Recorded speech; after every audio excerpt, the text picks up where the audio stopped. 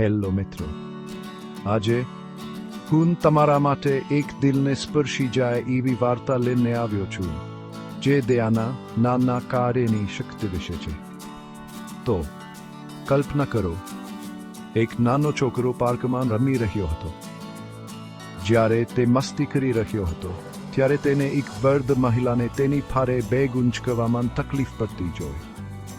તે ખૂબ થાકેલી અને હતાશ દેખાતી હતી. બીજી કોઈ વિચાર કર્યા વિના છોકરો તેની પાસે ગયો. તે હસ્યો અને મદદ કરવાની ફોફર કરી.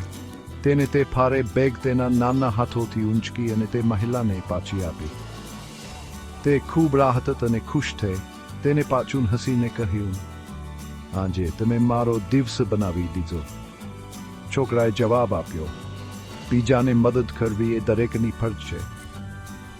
અને આ સાથે તે ખુશીથી ચાલ્યો ગયો, ઈ જાણીને કે તેને ફરક પાડ્યો છે. સંદેશ શું છે? ક્યારેક દયાનું નાનું કાર્ય પણ કોઈનો દિવસ ઉજ્જવળ બનાવી શકે છે. આપના બધામાં આપના કાર્યોથી દુનિયાને થોડી સારી બનાવવાની ક્ષમતા છે. તો ચાલો જ્યાં પંજરે ત્યાં દયા ફેલાવીએ. તમે ક્યારેય જાણતા નથી કે મદદનો હાથ આપીને તમે કોનો દિવસ બનાવી શકો છો. જોવા બદલ આભાર.